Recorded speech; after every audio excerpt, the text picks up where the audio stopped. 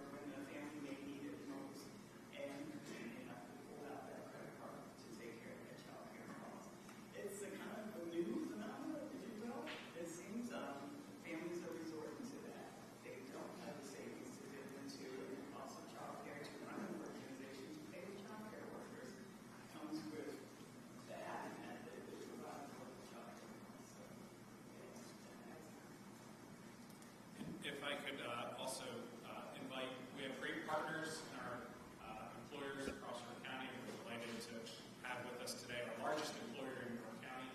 As I shared with the Chair and President Harker, York County has a very diverse labor force, where about 18% is employed in advanced manufacturing.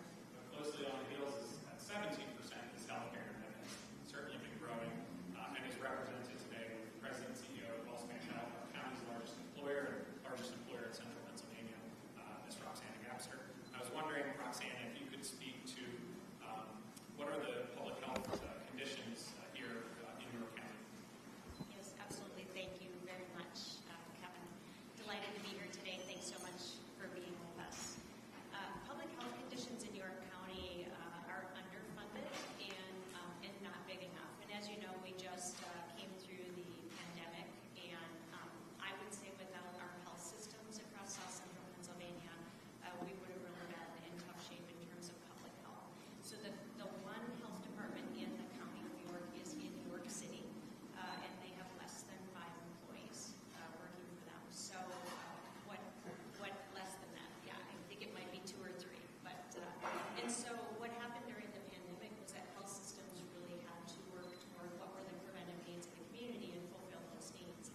And so what we saw were open air testing sites, vaccination clinics being set up by health systems across our geography. At Wellspan, we within 4 to 6 hours built an online scheduling system, and within the first 24 hours after the vaccine was released, we had more than 50,000 people signed up in our area to come and get a vaccine at Wellspan. In fact, we had people from as far away as Philadelphia and Harrisburg signing up because we were very quick to get that out. In addition to that, we opened multiple open-air testing sites in the York County Fairgrounds here in York. We had a large testing site with 10 to 12 lanes for vehicles and traffic. So those are just a few of the things that we had to do. And I think the pandemic also showed us that long-term we need to think differently about public health, and we need to think differently about health and human services and how we all work together, because it really takes a village during something like that. I will just mention a couple of other things about healthcare in the county. Certainly for our long-term care facilities, in those businesses, we are seeing, of course, the workforce issues, not just in healthcare systems, but in long-term care. And with the new staffing ratios that went into effect July 1st for long-term care in Pennsylvania, what we're seeing is, bed closures and decreased access. So that's been really tough, because then patients can't, of course, get out of hospitals to go to a long-term care facility. They are with us much longer, which isn't the right site of care for them. So overall, I think public health in York County needs a boost. We have been talking about that as a county and with our elected officials to think about what policy solutions might be out there, but really want to make sure that we are all aware that health systems really carried that burden the last few years. So Kevin, Ken, and Roxanne, thank you so much for your perspectives. One of the things that was mentioned earlier, that I think one of our jobs in the region is connected to the manufacturing sector. And so we have 2 perspectives, and I'm hoping that Bruce and Tom can give us some insight on the history of manufacturing in the region, as well as where you're headed before you open up the question. Thank you. Nice to see you. My name is Bruce Small, the President and CEO of Mantech. Mantech is part of the NDP network at the federal level, state level. We work under the Industrial Resource Center network. What we do, we're nonprofits supporting manufacturers. And we focus on the small to medium-sized manufacturers, of which there are 3,000 just in the 9-county region here, and 1,000 of those plus are in York County. So this is absolutely an epicenter for manufacturing. While healthcare is close on our heels, we are still the #1 employer, the #1 wages, and the #1 distributor of GDP in York County. So it is without doubt kind of the backbone of the center. On Mantech's side, when we're working with manufacturers, we help them in sales and marketing, process improvement, manufacturing technology, and workforce.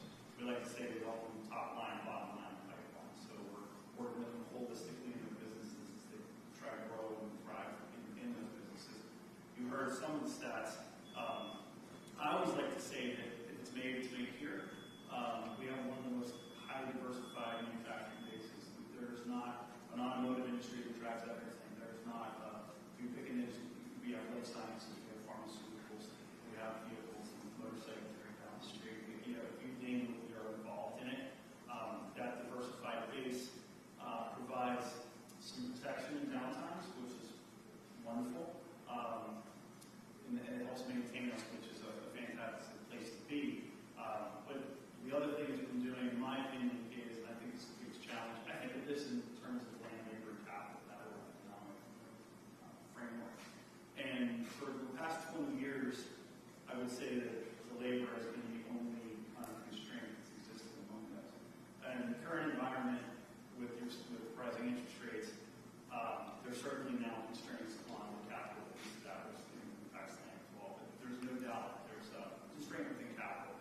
And the workforce we can talk about forever. There are so many partners at this table that can get into that. I'll stay on that lane. But when I look at my biggest concern in the region is we are lagging behind in the investment of advanced technologies, automation, CNBC. You kind of pick that industry 4.0, and we're a little bit behind in those investments. And I think that is problematic on multiple levels. And even though there is a rising cost of capital, these investments have to be made because they're going to drive productivity.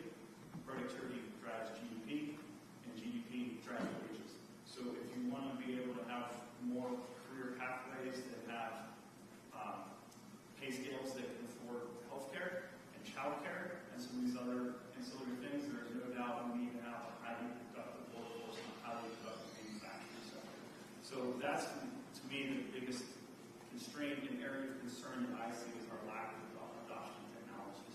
And part of that diversified base, I think, is a little bit of why not. There isn't an automotive industry or an industry cluster that forces and drives that adoption of technology. So our manufacturers definitely need to make those investments.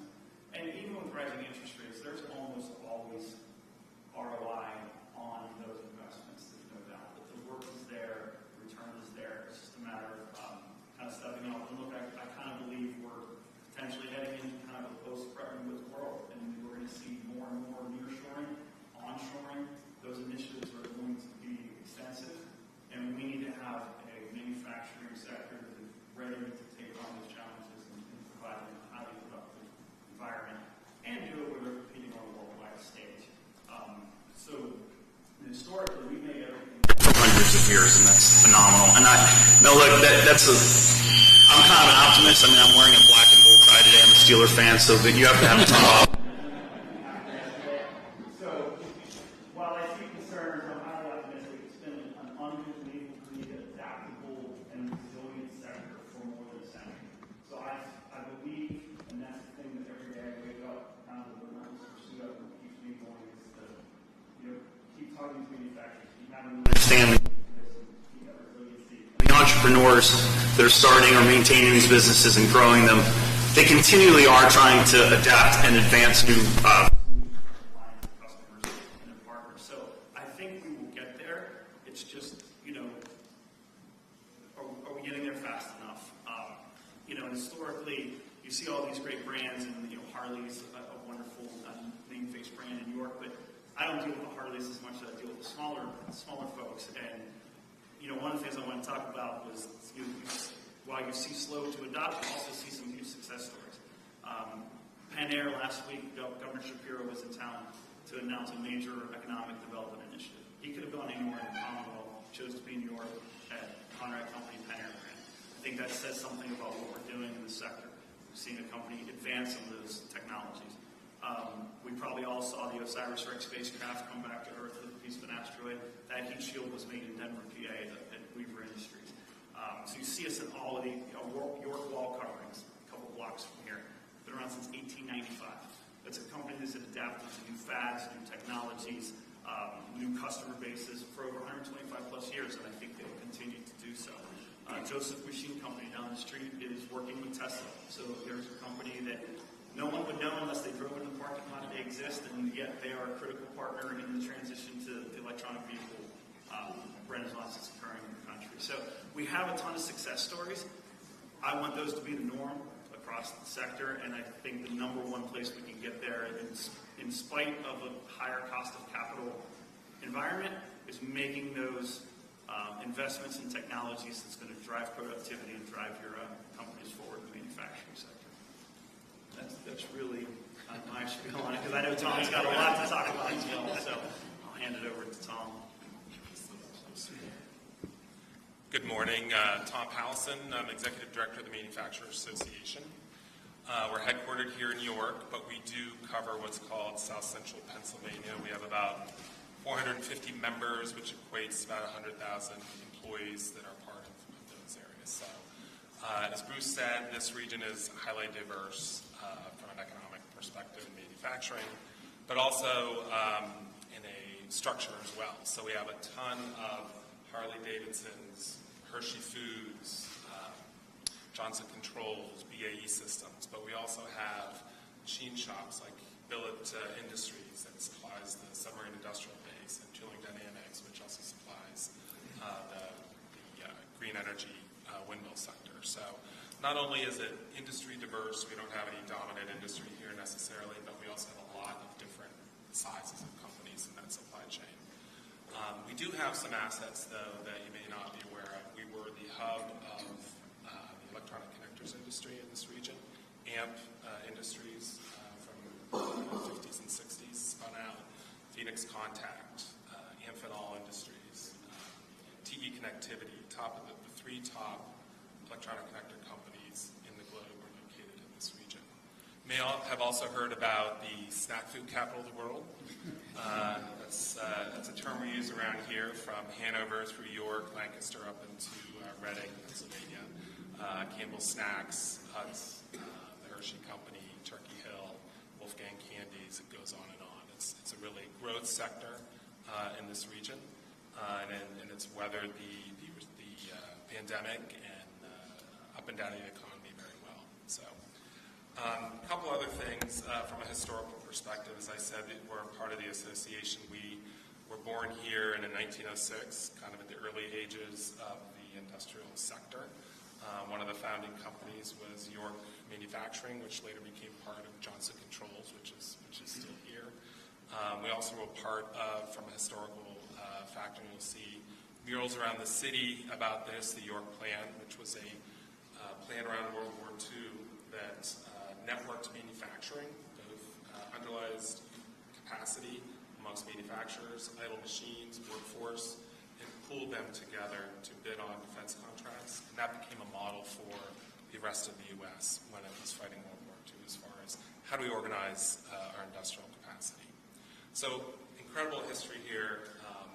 I should also note from a growth perspective, because we like to talk about the growth side, every year in this region, I think since the Great Recession, we've added jobs. I think it's like 10,000 jobs over the last 10 years. We've recovered the manufacturing jobs that we lost from the recent pandemic. We're growing in GDP, as Bruce had said as well. So a lot of good things to say. A couple of the other areas I think we'll touch on more. The labor issue is significant and problematic. Pennsylvania in general is a net exporter of population, so that's a severe problem. We're not sending our youth in high school to career and tech education like our competitor states are. We have about 6.4% of the students in career and tech ed. Our competitor states around us have 19% of those individuals in career and tech ed, which is critical to manufacturing and being successful. A couple other areas I wanted to mention, we kind of divided it up. I know supply chain comes up quite a bit, inflation. I think most of our companies have done well bouncing back on the supply chain issue. There are still some shortages out there. One of our companies mentioned about shortages of resin still. It's very difficult to get on a timely basis, but generally companies have adapted to that issue. Inflation is becoming a bigger and bigger problem for our manufacturers, especially small and mid-size, which, as Bruce had said, is the vast majority of our companies in this region. We have companies that are struggling to find working capital, affordable working capital, to make those investments. The price of automation is such that they cannot leverage affordable resources to invest in that automation, so that's a critical problem. Companies are also concerned about prices. Some of our small, mid-sized companies talked about the Fortune 500 companies coming to them with price pressure to reduce costs in an environment, as we know, that's virtually impossible to do that. So they're struggling to balance that out with their customers. So I would say generally there's a future positivity, but one of the things I keep hearing over and over is uncertainty. And where a lot of our small, mid-sized companies are looking at uncertainty, they're not investing as much. They've definitely slowed down in hiring, although skilled labor especially, is still a major problem. That has trickled down into some slower hiring and slower investment for the manufacturing sector, especially in our mid-sized and small companies. So lots of good news for South Central PA. We talked about compared to the state, this is a growing region overall, healthcare, manufacturing, other sectors, but especially in manufacturing, we're highly diverse. There's lots of opportunity, lots of investment from companies still, even at this point. Hershey is just putting in a new multi-$100-million chocolate factory in the Hershey area. We just located a headquarters for bus climate control down the road in York here. So those are still happening, but there has been a significant change of uncertainty that's happening in the marketplace. And, I guess one of the questions would be, how long can the companies survive these constant uncertain times? From the pandemic, the war in Europe, inflation, labor strife, price pressures, all those things keep coming and coming. And I'm just concerned that our companies at some point will pull back significantly if there's not kind of a period of time where you can catch up, take a breath, maybe make those investments in automation. So I think they've done very well and are very resilient, especially in our region. But there is a point at which that kind of runs out, maybe getting to that point. So thank you for coming today. I look forward to talking more. So this is a great point for us to pause. I want to thank you all for your comments. Before we open up for questions, we're going to take a brief break and adjust our mics so that everyone can hear us. I apologize for the microphone issue. And so we're just going to stay in our seats, and then we'll open it up to questions from the chair, President Harker.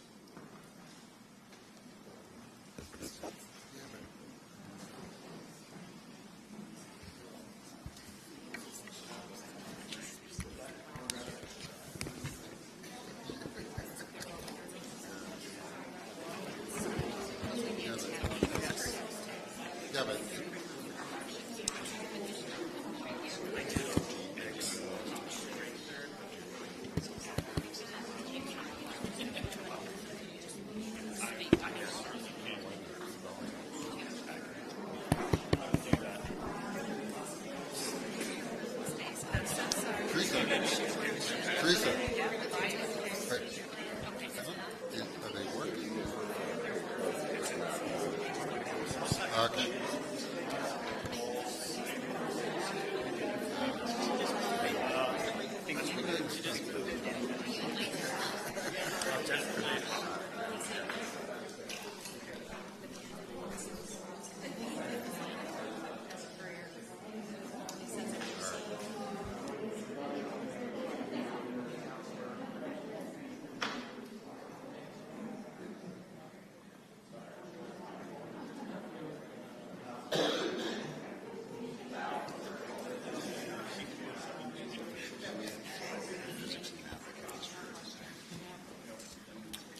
Right, we're ready to go. Okay, I think we're ready to go. Thank you for being so gracious, and thank you for your comments on economic conditions across the region. Those were extraordinarily helpful. I'm going to open it up to the chair and President Harker to see if they have any questions before we open the discussion. So, thank you, and thank you for your, for your comments. What's really striking about all of this to me is how important it is to have a plan, and the fact that you have had a plan and have a plan. Many smaller cities and regions in the country have had a hard time, or having a hard time, especially, frankly, those that were manufacturing based. But you have, with your plan over many years, you've really focused on manufacturing as a base to build on, and it does seem to be working. I hear you about, Tom, about the challenges and the uncertainty that we're facing this time. The other thing that comes, and I think there'll be a question at the end of this, but the other thing that comes out, though, is we're still coming through the other side of the pandemic, right? So particularly, Kim, the comments you were making, unemployment went so high, labor force participation went down, but now we're left with a very strong labor market, people coming back into the labor market. You've got people working from home. Healthcare costs in particular is very tough on the healthcare industry. A lot of workers left the healthcare industry, and I think nationally are having a very hard time to find people. So the training of new healthcare and childcare people has to be tremendously important. You mentioned, both Bruce and Tom mentioned a lot of problems around great issues to face, but manufacturing with international competition, but just also supply chain issues and inflation. So what am I going to ask you as a question? I appreciated your comments, and I wonder if it feels like your plan enabled you to come through COVID better than you otherwise would have. That you actually have a plan in place, and that's what's very striking to me. I'll just open it for reactions to that. I think it absolutely did, Chairman. And I think the other benefit that had was we had a plan in place when funding streams like CARES and Rescue came available. So we could immediately put to good use those dollars, get them out the door quick to those who most needed it. But it really did position the community well to leverage those dollars, utilize them, strategically deploy them, and then be in position now, even a couple years later, to start seeing other funding sources come available, things like whether it has been Bloom or Fiber. It put us in position to capitalize upon them, and unquestionably it has put us in a better position today, a couple years hence, to also then, not only continue the work that we're doing, but focus on the next challenges like the housing sector or childcare.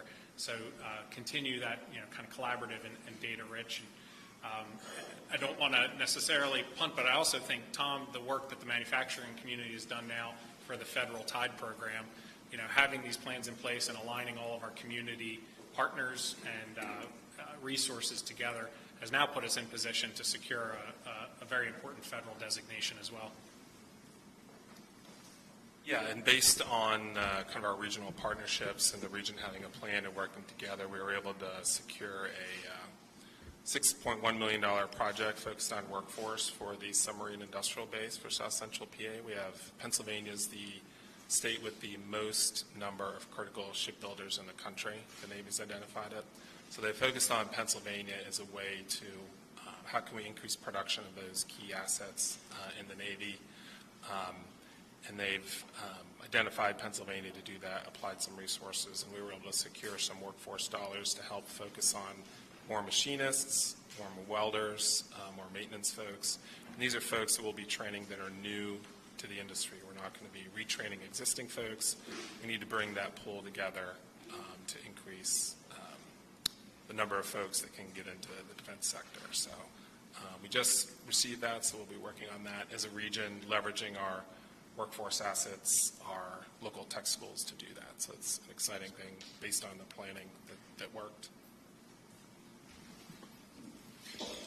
So if I could follow up, on the planning, follow up with the chair and ask, what's the secret sauce, right? Why does it work here and it doesn't work other places? You don't have to criticize other places. Except maybe, my wife's family's all Steelers fans from Pittsburgh, so you can criticize them. That's it. I want to mention the chair's affiliation with the Washington Commanders. No, we don't want to do that. It's a rough morning. I think it sounds cliche or cheesy, but I think it's true. It is the partners and the people in this room and so many others that are putting that plan, to work. It's very much not a plan sitting on the shelf. I mean, it really is. Things like CARES came available, rescue funds came available. We've been able to procure, state and federal support for a variety of things. We didn't sit back and wait, for those funds to, dissipate or evaporate as they tend to do. Put them to good use right away. So I really do think it's the ability that we've had to align a lot of disparate parties and people and organizations really for the kind of North Star that we've been after, which is just enhancing shared widespread prosperity in this community. Just if I can echo that, so many smaller communities have really suffered from losing aspects of their manufacturing base, and you kind of made it a centerpiece of your strategy not to let that happen. It seems to be working. I get it that there are many, many obstacles to that, but it's pretty striking that this can be really at the heart of what you're doing here. Can I ask you to illuminate a little bit more granular and ask about the digital project that you mentioned, kind of broadband, and broadband is now kind of critical to work, critical to school. Can you talk a little bit about the gaps that exist in terms of broadband access in the region and how it's impacting the economy? Sure. Thank you, Teresa. We're a county of 450,000 population, 900 square miles. So it's a pretty geographically large county, an hour drive, hour plus, county line to county line. In 2020, when we were doing our economic plan, CARES funding became available. We, with support of our county government, were able to do a countywide connectivity study to really lend data to anecdote, right? We know if you're driving around and you lose cell service or you're in a pocket where it doesn't necessarily have broadband, we were able to get real objective data. So there are absolutely pockets of York County and rural York County that are upwards of 70% without federally defined high-speed internet. And in York County, it's really twofold. It's infrastructure in rural parts, and it's affordability and access in urban areas. So there are pockets in our York metro, in the city of York, or in Hanover Borough, where it's upwards of 50% don't have access to high-speed internet.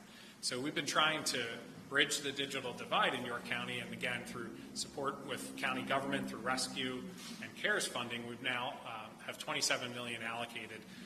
And in terms of a fun project that, we didn't let sit on the shelf, we knew this existed, we did the county study with CARES funding, which was under a time crunch to spend. We opted to just build a middle mile network under a county asset, which is our Heritage Rail Trail. It's a 16-mile bike ped path that starts in the city and goes to the Maryland line. 40 years ago, the planners at the time buried conduit underneath it. It's a county park. It's owned by the county. We ran 16 miles of fiber underneath it, put up 2 wireless antennas, and are pushing out a free Wi-Fi signal. That was a proof of concept project that showed that we could do it and the county could own this asset. And now we're in a second phase where we're building out over 100 miles of middle mile fiber connecting parts of southern York County. So really Hanover to the Susquehanna River, Route 30 to Maryland, that the county will own, and then work with private operators to then serve as an ISP to better connect homes and businesses. That tackles the rural element of it. The urban affordability and access still exists, and in that our county government allocated $5 million to build a free basic need wireless network in the York Metro and the Hanover Metro area. That's underway, and that'll be up and running, hopefully in 2024. So it's not the type of network that a resident in the city might stream multiple devices or binge watch on Netflix. But if you need telehealth, if you need a virtual meeting, if your child needs to do virtual learning, it's a resource. And so, again, credit to having an economic plan that said this existed, doing further study to lend objectivity to anecdote, and then having resources available and having a host of partners, community organizations, and elected leaders that said, let's invest this wisely. Thank you. Any other questions? Yeah, Kim, I was very curious about, you talked about one side of the equation on child care. Obviously, the demand is very large. But what's driving the cost? Some of it also is availability of labor. Can you speak to that? I mean, what we hear in other places is it's just hard to find child care workers. The cost, again, for the individual families, everything is driving those costs, right? The cost for goods and services just to survive as a family is part of that. And for a family to decide what they are going to pay for, I think are some of those things that come into play. The cost to run an operation, obviously, is everything. I'll say the regulatory parts of it, staying compliant, having enough staff, the ratio, being mindful of making sure everyone is able and trained properly as well too. So we are very happy to be part of those sort of plans because childcare, you can't have manufacturing without having a means for the children or care for them as well too. So the leadership YCA to be inclusive with childcare is critical to this, and definitely thinking of those costs and those things that affect the family just to get by every day. We appreciate being part of the conversation and being in those studies. I've often heard that childcare is the workforce behind the workforce, and I do think that's a true statement. Indeed. So thank you for those perspectives on economic conditions. If no one else has any other comments, I'm going to turn it to President Harker to move the conversation to our workforce. Yeah, so we want to pivot to, that's what we were just talking about, workforce, and continue to talk about that. As you know, the Fed has a dual mandate, stable prices, we're working on that, and maximum employment. The way I think of that, and personally, and the chair may have a different view, but is obviously that everyone who wants a job can get a job. But then on the flip side of from the employers, everyone who wants to fill a job can find an employee, right? So it's both. It's really both. So as we think about this and the kind of programs that are necessary to fulfill that mandate, it really needs outreach. We need to bring more people off the sidelines into the economy, more people working that in jobs where they thought they probably couldn't work, right? Or they didn't have the skills to work. It's starting to get more people into the right places with the skill sets they need to have those fulfilling careers. And for the employers then to have those employees who want those fulfilling careers and have the skills. So, you know, we met with such a great person this morning, Tatiana, to my right, to talk about the program here, the hospitality training program, and how it really does meet that need of bringing people into the workforce. So I want to turn to you, Tatiana, and ask, how did you hear about it? And as you think about the program, you know, what challenges did you have in finding employment before the program? And what's happened since? Hi, everybody. My name's Tatiana. So I heard about the John Lambert training program through a small business program that I was doing through the YCA with Kevin and Sully. And that's kind of how I started doing this small business program, and then that's when I heard about the John Lambert program, which is a program that helps you, depending on which department that you're looking to go into. It could be either housekeeping or in the kitchen or front desk. It was a program to kind of help you start that journey on what to expect, what the employer is looking for. So I ended up taking each course that they had, so housekeeping, front desk, just kind of to get all those things under my belt. And I knew it was something that I could take, you know, whether it not be here at the Yorktown, it's something that I could have under my belt or in my resume that could help me in the future as well. But I ended up doing this program, and I got my certificates for each program that they offered. And I really think that it helped me get my foot in the door. I don't think without those certificates that I got, I would have had the opportunity that I do now. So I started here due to because of the training program. I did my interviews, and I got my foot in the door. So I started here as a server in February. And I quickly worked my way up from everything. So I'm currently a manager, and I'm hoping to go into the sales and marketing department here with the hotel. And as far as any challenges, I was seeking employment, but I was kind of looking to also work for myself. That's why I got into the small business program first. So I don't know how difficult it would be to seek employment right now, but I know a few people that also applied to the hotel that didn't make it to an interview. So I think the John Lambert program definitely helped me start my way and my journey into the hotel.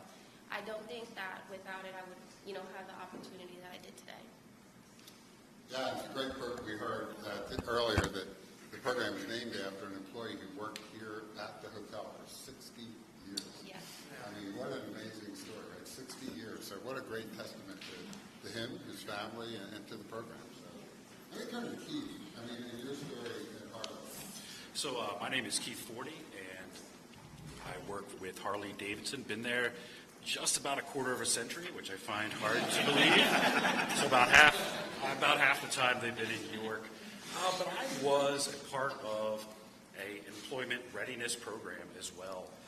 And what I lacked when I took a look at this motorcycle maker in the sky that was here in York is I can't be part of it. What that program did for me was give me the skills that I needed, the knowledge that I needed, and I think most importantly, the confidence. And that's confidence in that knowledge, confidence in those skills, and just straight up confidence to sit in a room and talk to a panel of people, which that was the first time I had ever done that, a 5-panel interview, and have the confidence to tell them why I would be a good fit for their organization. And without that program or that availability to strengthen the workforce and make sure that they can align with what manufacturers need, which the group over here does a great job of making sure we're aligning not only as a manufacturer, but as an employee base, as a labor pool. When we have that connection, that's where the magic happens.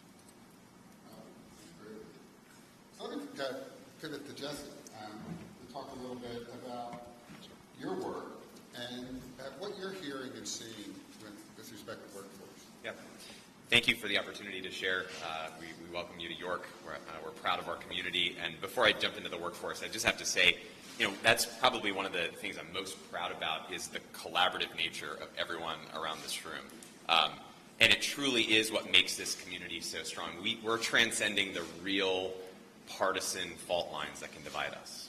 Eagles, Steelers, Commanders. If we can get past that, we can do anything, right? But Harley, we have amazing training programs here at Yorktown. We've got community-based organizations and higher education in the business community. We were talking to President Harker before. What are the things that if a community can transcend, we can do some really great work? And it's getting past the two barriers of who gets the money and who gets the credit. And I think this community, I've been really proud around. It's not fighting for the money or the credit. It really is truly collaborative. I think, in talking about the workforce, I think the underlying element in the dual mandate that you all have is that full employment. And it's been well documented that one of the biggest barriers that we're facing right now, one of the key issues that most businesses are facing, both here in South Central Pennsylvania and across the country, is a lack of workforce, right? So as the CEO of the Workforce Development Board that serves an 8-county region here, which includes York, but also 7 other counties, it is our goal to invest in, evaluate, and advance high-impact workforce programs that drive economic mobility. We envision that this region can be a place where the opportunity for prosperity and growth exists for all people, both for job seekers and businesses. And so part of what we do as a workforce board is we're looking at those individuals who are on the sidelines, right? Let's carry the NFL metaphor a little bit, right? It's somebody who is not in the labor force. They're on the sidelines, they got their helmet, their pads ready to go, and they want to get into the game. So the Workforce Development Board, our mandate is to get those individuals the skills, knowledge, training, and education to get into the workforce to be productive members of our growing economic community. So what are some of the barriers that we see? As it's been well documented, the demographic droughts are difficult to reverse. An aging population across the country, low birth rates. Quick anecdote, this is my first day back from paternity leave. We just welcomed our 4th child a couple weeks ago. So we are doing our best to keep those birth rates as high as we possibly can, but it's going to take more than one family, right? So these are structural problems that are going to be challenging for us to navigate. So in a world in which there are structural limitations to the size of the workforce, that really is, not to borrow the term, but it's lower for longer in terms of the number of people in the workforce. How do we make that workforce more productive? And so the biggest barriers that we see is that really this should be a golden age for workers. When we consider that there are often more jobs available than there are available workforce, we're seeing that with rising wage pressure. This should be a golden age for workers. And so what is motivating workers, both here in New York and across the state and the country, is really pay, pathways, and purpose. And I would probably add a fourth one in there, the ability to pivot. So pay. What are the wages and what are the opportunity occupations, such as manufacturing and healthcare, that will be able to support my family, right? The family-sustaining wages. So we use a lot of that family-sustaining wage and MIT's living wage data to say, are these opportunity occupations that will really help workers find pay? Pathways. For some of our higher education folks, if we have a college graduate coming up in May, what's the likelihood that that recent college graduate will need no more training, education, or professional development over the next 40 years of their career, right? Zero, right? So we need the opportunity to build really strong pathways. One thing that includes is the agility to be able to move and be nimble as there are changes in the labor market. I was thinking about, Bruce and Tom, your comments about manufacturing, 4.0 industry. How much will manufacturing change over the next 5, 10, 15 years with AI, automation, robotics? We need the pathways with our higher education and post-secondary partners to be able to build the agility into those pathways. And then purpose, right? Workers want to be a part of something bigger than to just be a cog in the wheel, right? I think about Harley and the incredible impact it's had on the community. So pay, pathways, purpose, and then that ability to pivot, right? To be able, over the next 40 years, to get the skills, knowledge, and ability to adapt with the changing times. Two other real quick comments here is, one of the things that we see is that, and we've noticed this, a barrier with workforce development, is that there's this unfortunate dichotomy of either college or career, right? And we see this with higher education. I'm sure seen this significantly, but even in parents and guardians, this idea of my kid's going to college and that's the only pathway, right? It was 13th grade for me. That was just the next logical step. I didn't know there were other options. But I would like to say that if we as a community can look at that, instead of college or career, it's college and, right? The ability to source a skilled talent workforce, both through bachelor's degrees and in what we would call skilled through alternative routes, or STARS. And this is an acronym that Opportunity at Work, which is a great organization, has really piloted. The skilled through alternative routes, apprenticeships, on-the-job training, co-op programs, career and technical education. There are many ways that we need to build a skilled workforce in alternative routes from bachelor's degrees. I'm the beneficiary of a bachelor's degree. I think many of us here are in this room. But in order for us to solve the underlying problem of not enough workers, we need to source this through alternative routes. Last thing I would say is we have some great industry partnership programs here. Tom and I have been working together for 7 or 8 years on a number of industry partnership programs, grant funded through the state, where we put employers at the center of the table, so to speak, and let employers drive the conversation around what they need, what's valuable, and what the skills, knowledge, and training is really valued in the market today. Then the economic development, workforce development boards, and higher education respond with that demand-driven approach. And I think that's a real best practice that we've done a great job of here in this region, and I think it's replicable across the country, to put employers at the center instead of the train and hope that those graduates can perform in the market. It's putting those employers at the table and saying, this is where we need to invest. So there's a lot there. I'm really excited, and I love your optimism, Bruce, about this region.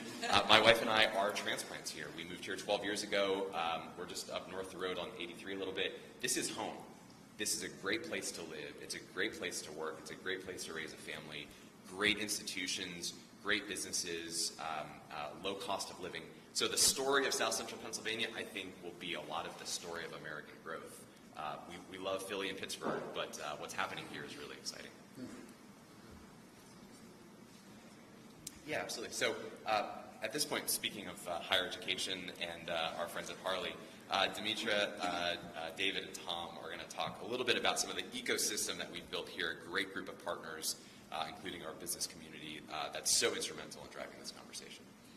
Hello, Demetra Middleton. I'm Harley Davidson, York Final Vehicle Operations Plant. We actually just celebrated 50 years here in York. And so again, excited to be at the table and have these partnerships. with the various organizations here. I just moved here in 2019, so I'm not originally from York, but I found that York is a great place to live, work, and play, and a lot of it was that initial connection we made with York County Economic Alliance Council. So a few things that we've been able to partner with them for example, the job fairs. We participated in several of our job fairs at the York Revolution Stadium. We've been able to communicate that, again, Harley-Davidson, it's a brand name that everyone knows. We make the world's most desirable motorcycles. Everyone wants one, right? But a lot of people don't realize that some things we've done to respond to the market is you only have to have a high school diploma or GED or 1 year work experience anywhere. We will train you as a production technician employee. We have a 3-shift operation. We run pretty much 24 hours. We're a union shop. So we have a lot of great opportunities. And through partnerships, we've been able to share those opportunities.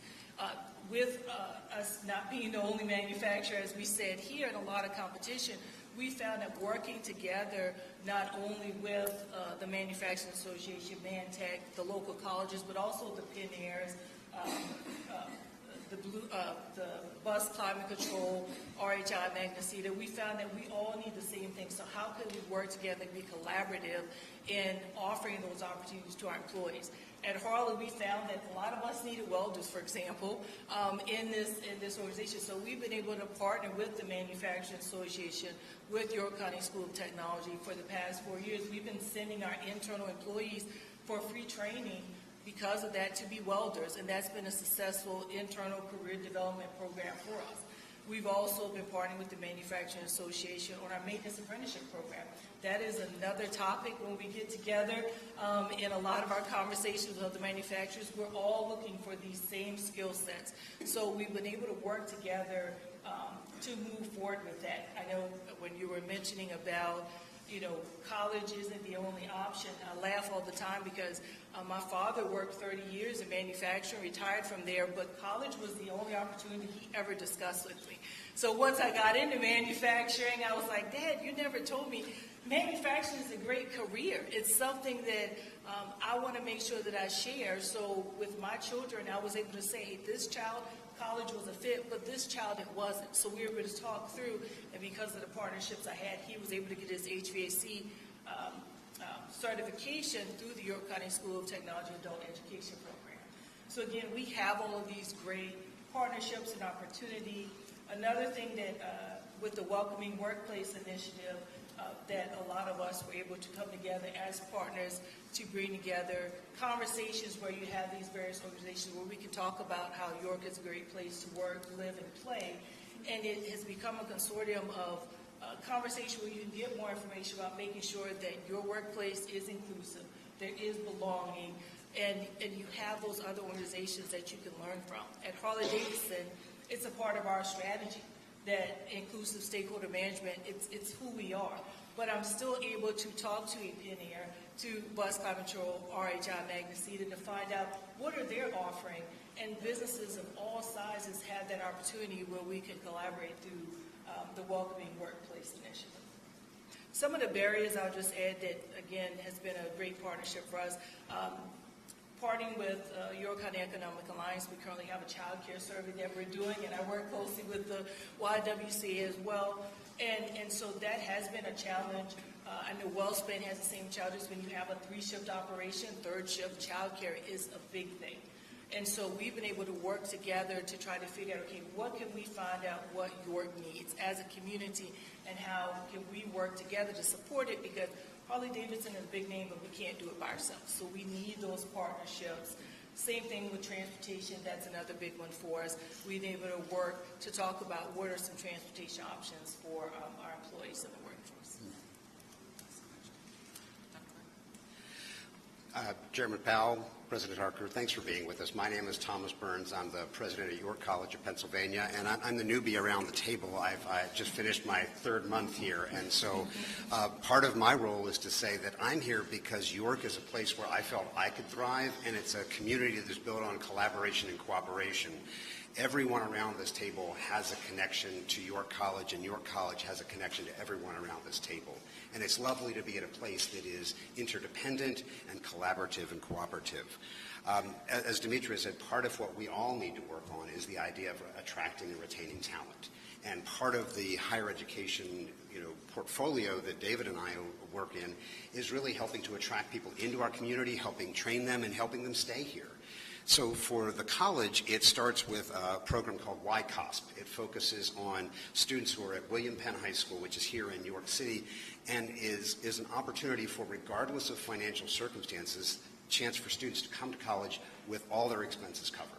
And it is meant to give them an opportunity to engage in higher education, if that's what they want to do, to change their potential and opportunities here in York, but also to change the pathway their families are on. And so it's a wonderful opportunity to bring people in and help them find their place and their purpose, and then help them develop skills and opportunities that will make this a richer workforce area.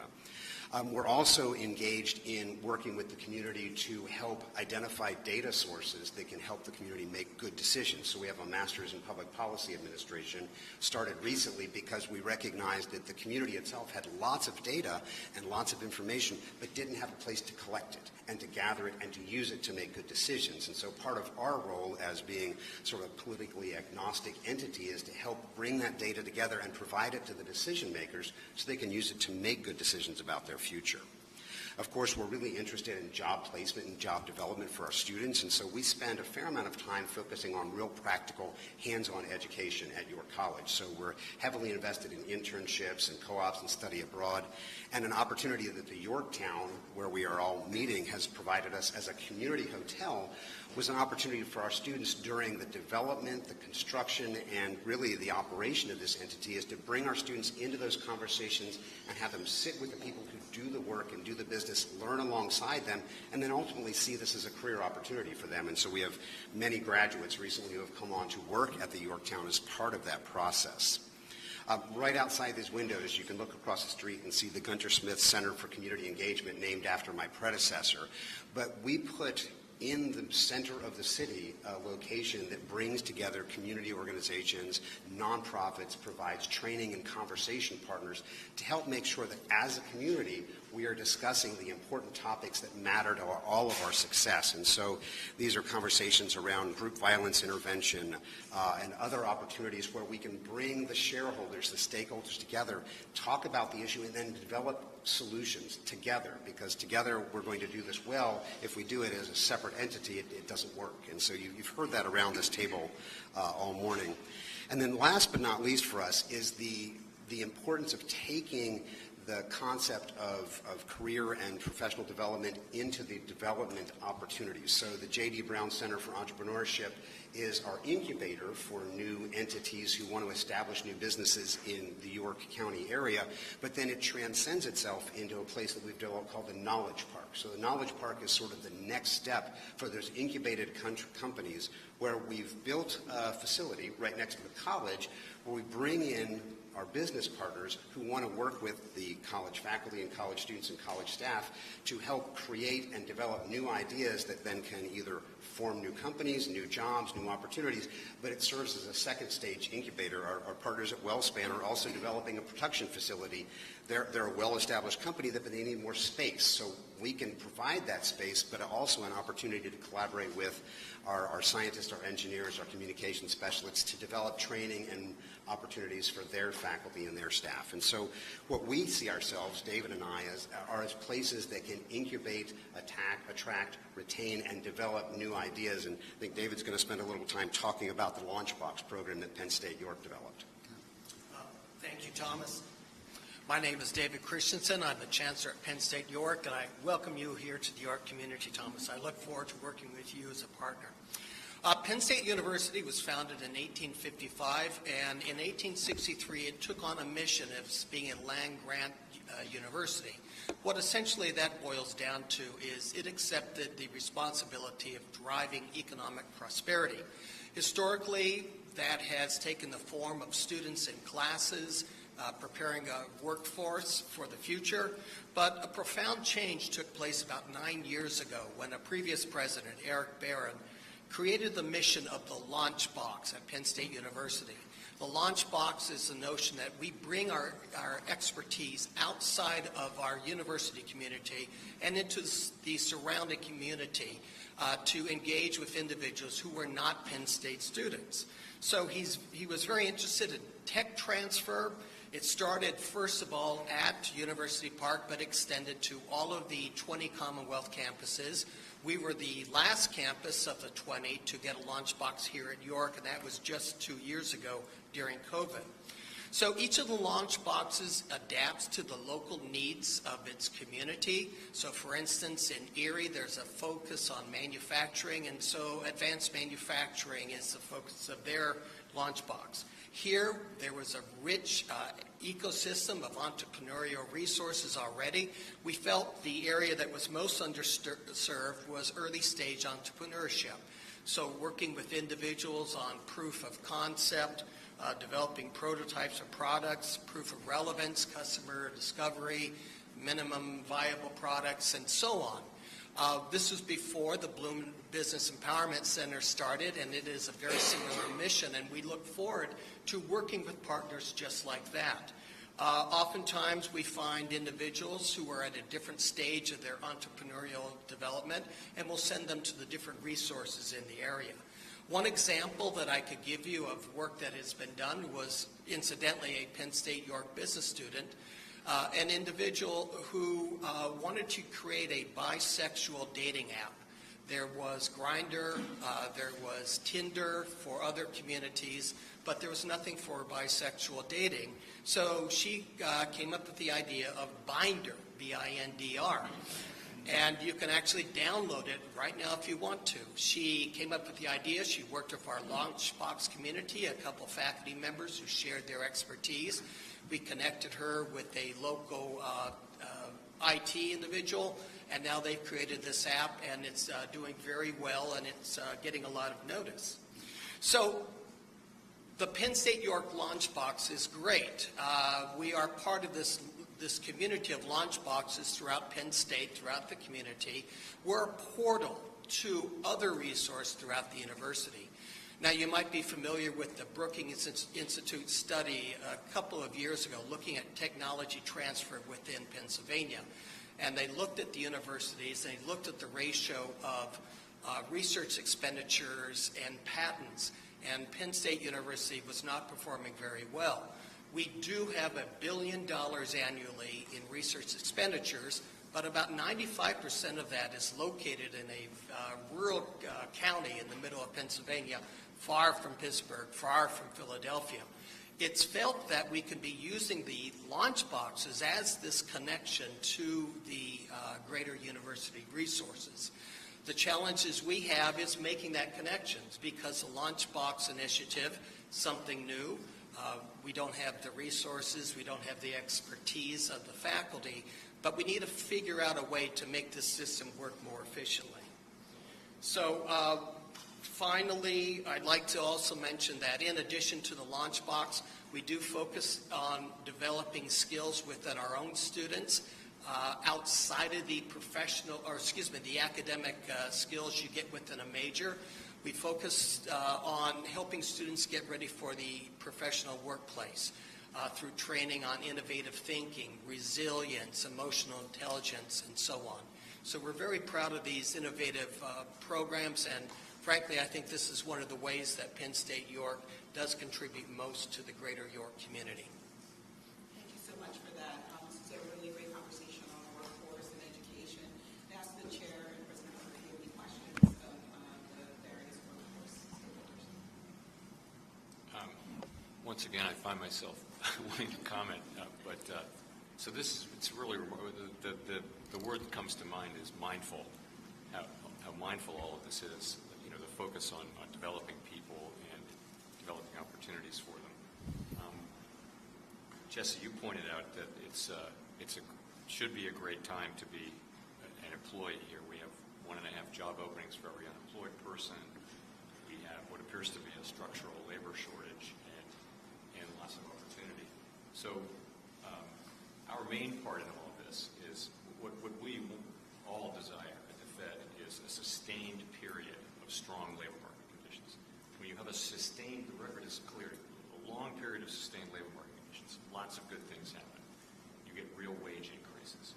You also get things like broadly over the country, people are looking to find more people and getting them into the labor market, including visiting prisons and even starting to work with people a year before they get out. So, and actually it turns out that as an expansion gets longer and longer, more and more of the wage gains actually go to people at the lower end of the wage spectrum. So these are really beneficial things.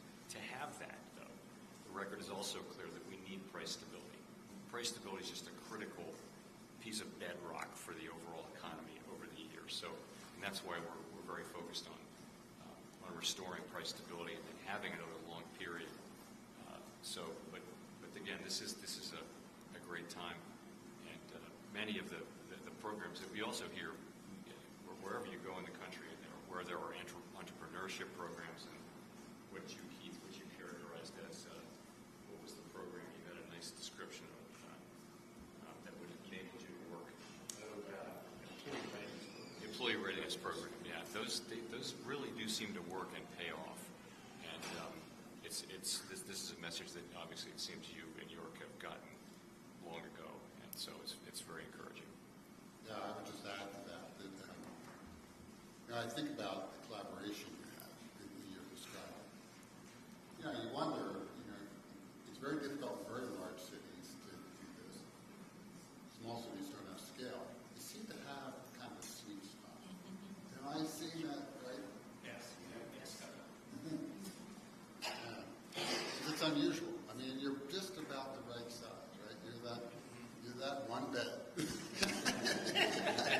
in the story.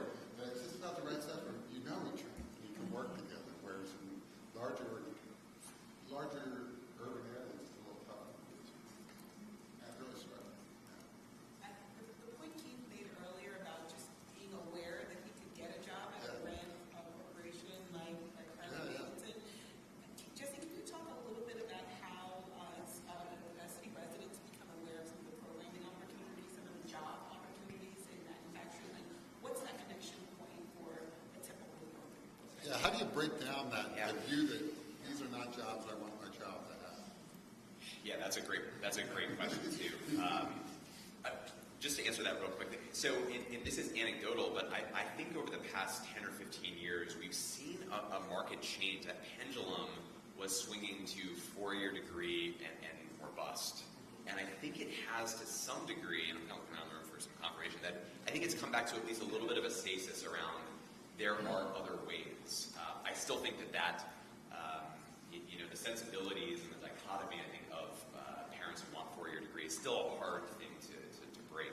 With regards to job seekers across York City and York County, I think it really does take a productive network of businesses and community-based organizations, economic development and workforce development boards to be out in the community. So for instance, the workforce development boards are authorized under the Workforce Investment and Opportunity Act to run American Job Centers. Historically, we have just had American Job Centers in one building and say, job seekers come to us. For the past couple of years, I think it was motivated a lot by the pandemic. It's let's build community access points in 24 or so places across York City, in rural areas, and let's go to where the job seekers are. And one thing I'll say is that when we talk about those that are on the sidelines, another demographic that we keep our eye on is the ALICE population, right? The asset limited, income constrained, the employed. Well, if those individuals are working, they probably aren't going to come to our American Job Center during 9 to 5. So we need to, it's prohibitive for us to say, just come to us 9 to 5 in this building. We need to be out and build community access points at health centers. We need to be doing on-the-job training at manufacturing facilities. We need to be doing English as second language, workshops and courses on business premises. So we need to be out in the community more to make sure that we're serving that ALICE demographic and those that are on the sidelines. So I think to that point, we can't just sit in one place and hope people come to us. It needs to be out in the community. So last area we want to pivot to, I want to be cognizant of the time, is really around access to capital. This came up in a couple of places, access to capital.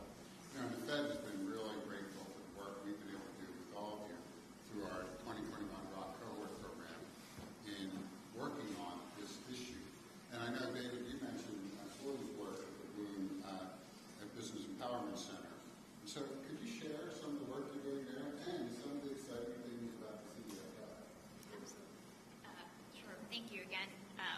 opportunity. And as you mentioned, really, we are so thankful for the relationship with the Federal Reserve banks and the opportunity to be part of the Reinventing Our Communities initiative in 2021 focused on small business recovery. And we were so amazed, and we took so much from that program that we applied again in 2022 on the workforce initiatives. So we're going for the punch card effect. So hopefully the next one will be continuing the relationship. You get that one for you. Okay, thank you. Thank you. But really, the opportunity to be part of that program and connect with communities across the country that are similar in size, similar challenges, really be able to share some of those best practices and establish the relationships where at any point, really the sense of camaraderie and, as we're all talking about today, collaboration. It's not just in York, it's not just in central Pennsylvania, but across our country and really supporting to drive that economic change. So through the ROC cohort in 2021, which coincided with the implementation of our county's economic action plan, we had great data in front of us that showed that York County lagged the business birth rate when it came to women, individuals of color, and our other underserved populations. So looking at the opportunities to come from that, of where can we really put our resources, continue that collaboration, not just on workforce, not just on housing or childcare, but again on the sense of entrepreneurship, because many of our entrepreneurs, many in this room that you'll get to hear from, all have a sense of passion and desire to help their community. So how can we empower them? Through our Bloom Business Empowerment Center, where we've been able to offer, we launched officially in February of last year, and through that have been able to offer free educational for entrepreneurs in English and Spanish at a local community center, Christmas Addicts that we shared earlier, where we connected with Tatiana, who then was able to take the Johnny Lambert hospitality training courses and really help that be an opportunity to grow the awareness in the community. Through that, we've also been able to award, be a source for capital when we're looking at emergency needs that a business may have.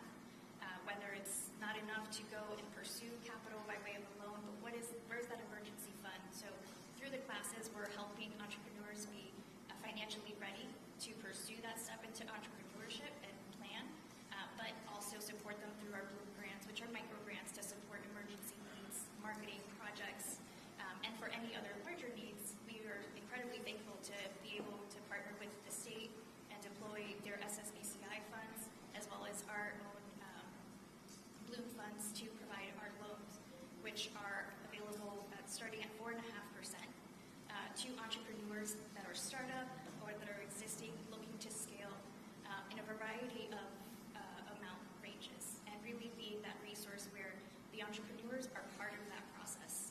We are providing the education, we are providing all of the information up front so they know what they are getting into, but also know that Bloom is not just a resource when they are in need of some other opportunity.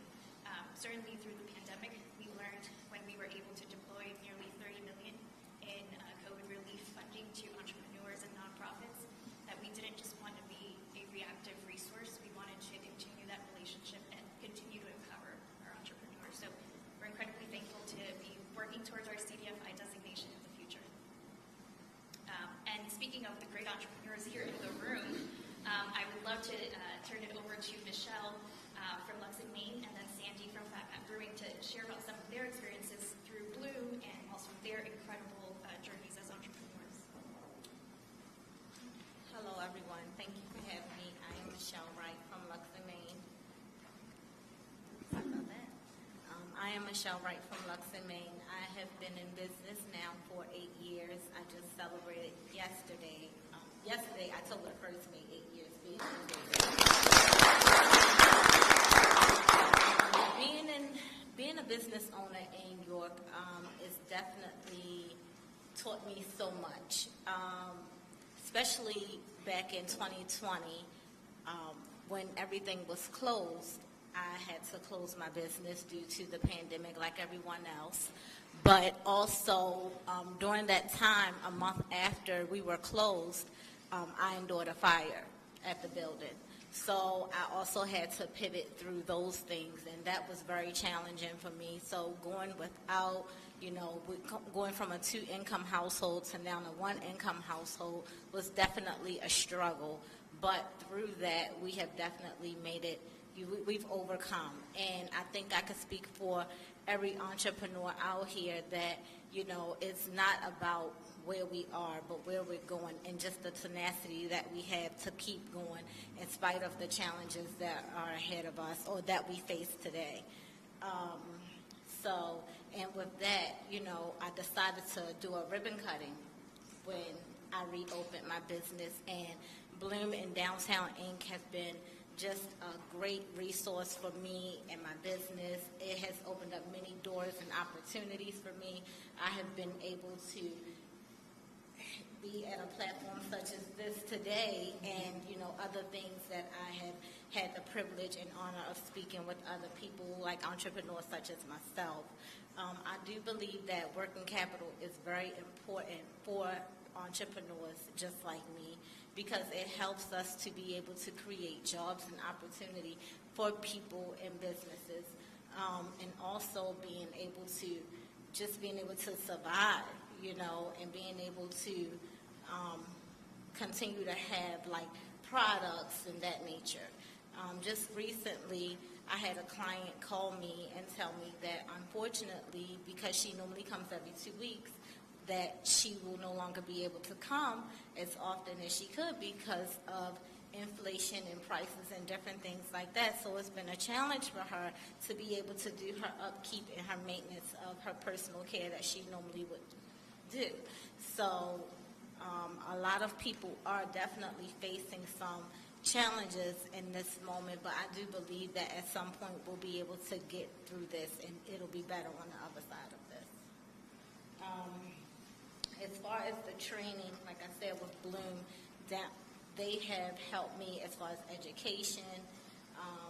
They've helped me, and Sully has been a tremendous asset to my business and just helping me to propel, and even being able to do speaking. Like, I never thought I would be speaking, with a large audience such as this, but I am truly grateful for the opportunity. And I do plan to expand my business at some point. Right now I am in a small space, and it is me and another person, but I would love to be able to offer a different variety of services, such as spotlight services. I have the vision, I have the business plan, thank you. But just being able to have access to capital would really, really help me to be able to propel my business to the next level. So I would love to be able to do that at some point. Right now I've kind of put a pause on it with everything that's going on. But at some point I know that I'll be able to do so. Thank you, Michelle. Yes, thank you. Two mics to choose from. Hi, I'm Sandy Bile. I'm the owner of that Brewing Company over in Hanover, so we're in the New York County area. Challenges to opening. I would say COVID was a big challenge. Opening is difficult anyway, but COVID really threw us a curveball. I planned to open March of 2020. That did not happen. We opened 15 months later. I already had a full-time employee, so I had to pay him through all of that. I ended up having to shift some funds that I was going to have contractors do things. I had him do different things. So there's a lot of, like you said, pivoting that had to go on. But things have been great since then. I would say this year is a challenge with the continuing, I'd say the lingering effects of COVID. So we have inflation, we have expenses, shipping has at least doubled. All of my supplies, because of shipping probably, have increased in price. So it's difficult. I'm trying to maintain prices because craft beer is expensive compared to other beer. But, this is the challenge that we're facing. Right now, another thing that's really affecting me is the cost of money. I have a line of credit. I have a credit card. Those things, I get notified pretty regularly, about every 2 months, that my interest rate is going up again.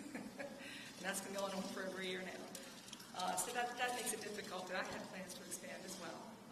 At the end of last year, I was really looking into locations for a second tap room.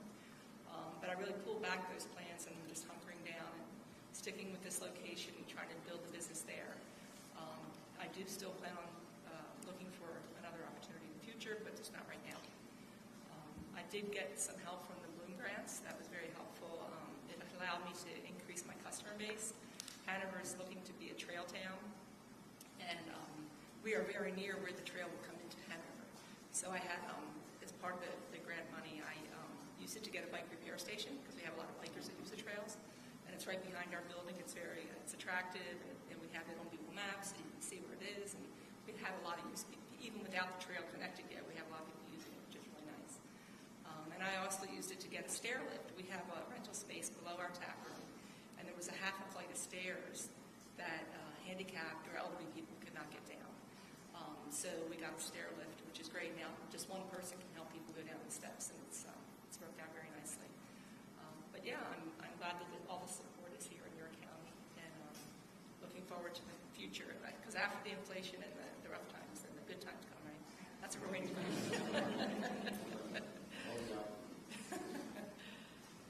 I know we're out of time. Mr. Powell, you know, if there are any questions for us on business participants, we don't take over the passive questions.